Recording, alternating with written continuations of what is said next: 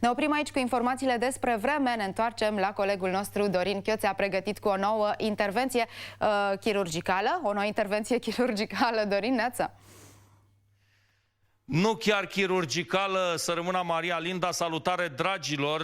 Salutul meu de fiecare zi. Hai România, chiar își merită pe deplin cuvintele. Astăzi suntem la Spitalul de Copii Victor Gomoiu, în cea mai modernă sală de operație care există în momentul de față în România. De luni, acest spital, care beneficiază de 10 blocuri, de 10 săli de operație în blocul operator, este perfect funcțional, la capacitate maximă, așa că e nevoie ca părinții și, evident, copiilor să știe că aici pot avea loc intervenții de cea mai înaltă finețe. Vă salut, domnul Cristian Staicu, alături de mine, ateist cu vechi ștate în această zonă. Cum este să stați într-un asemenea mediu profesional cât se poate de modern, domnule Staicu? Este normal că suntem fericiți pentru noile condiții oferite și căutăm să vină pacienții, cum ar veni. Pacienții, dat fiind că este un spital nou și de-abia am deschis activitatea. Pacienții să vină și pentru domnul George Sălăvăstru. Vă salut, șeful secției chirurgie, venit din Franța, dacă nu mă înșel, parcă spuneați. Da, am făcut stagii și în Franța, am lucrat și în mediul privat și pentru mine reprezintă o mare oportunitate. Acest spital consider că este o mare realizare, mai ales pentru mediul pediatric din România. Faptul că avem un bloc operator de ultimă oră, cu aparatură de ultimă oră, posibilitatea de a realiza intervenții chirurgicale de gravitate medie și mare. Deci absolut tot ce e de ultimă oră în momentul ăsta se găsește la Spitalul Gomoiu. Zboară timpul și vreau să vă arăt mult mai mult, așa că mă poziționez între dr. Diana Ionescu, fostă colegă de an cu mine de facultate, director medical și medic primar ORL aici la Victor Gomoiu, și de asemenea doamna manager alături de mine, Maria Enescu. Ne plimbăm deja prin spital să și arătăm, să și vedem. Le salut și pe doamnele asistente, șefa blocului operator aici, nu lasă pe nimeni să miște, da? Doamna Roxana Dima mi-a dat și de asemenea această protecție, această măscuță, tocmai pentru a respecta regulile, dar n-am putea vorbi altfel. Așadar, încep cu tine, Diana. Ce vedem în spate? Deci avem 10 săli de operații în blocul operator de la Spitalul de Copii Victor Gomoiu, toate dotate precum ați văzut. Avem sisteme de telemedicină în fiecare sală, avem chirurgi pregătiți, avem activitate la cel mai înalt nivel. Acum ne îndreptăm către ATI, terapie intensivă. Copilul operat din sălile de operații ajunge aici în ATI.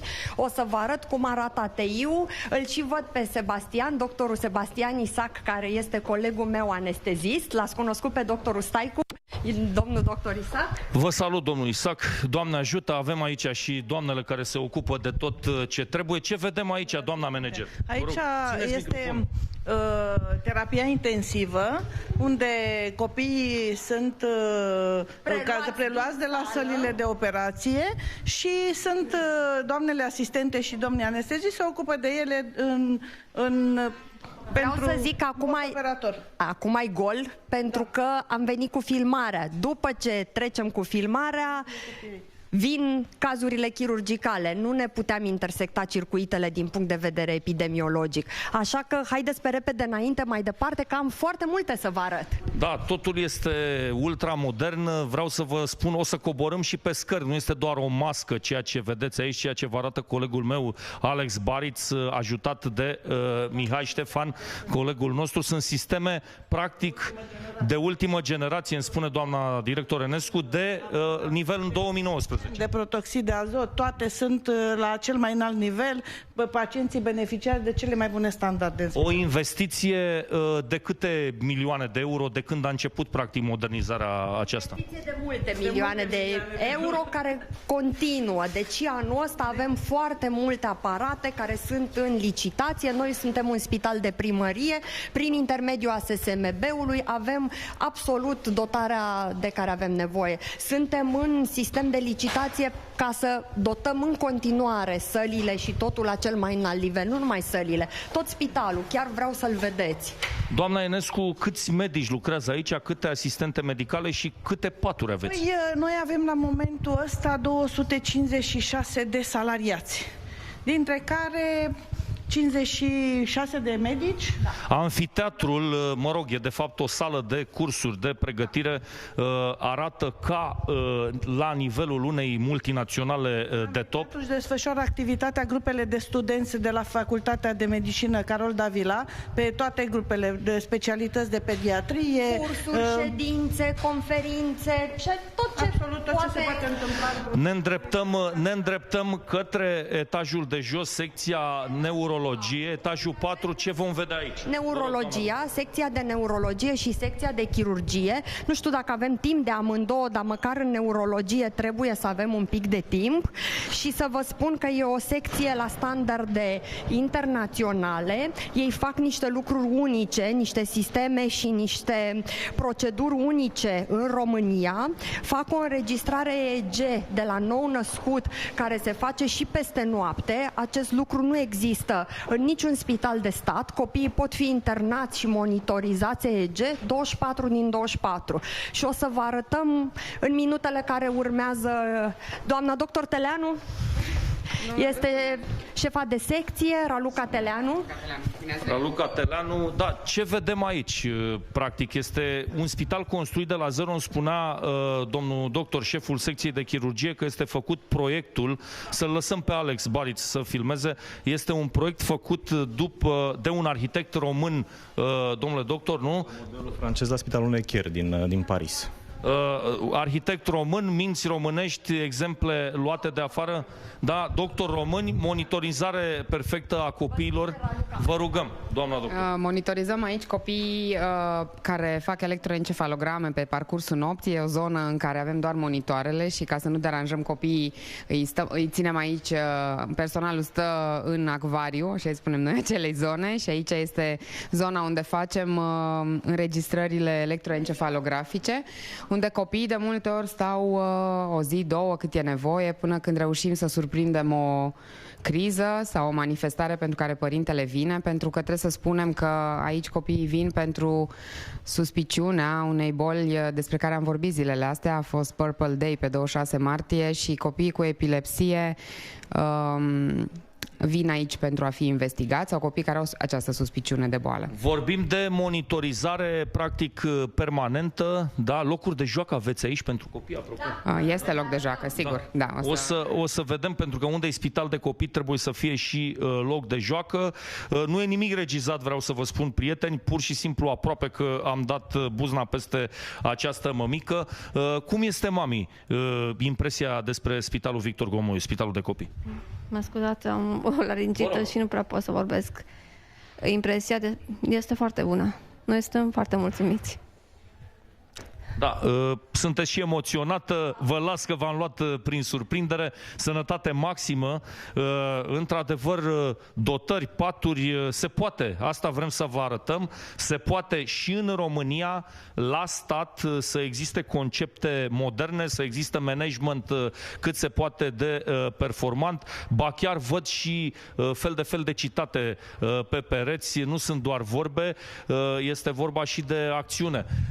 În continuare, doamnele asistente alături de noi. Ce vom vedea, doamna doctor Teleanu? Imediat, mai avem aproape 2 minute.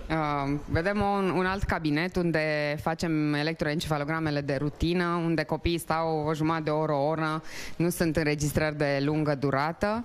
E un loc în care cumva filtrăm pacienții care o să treacă în partea cealaltă unde am văzut.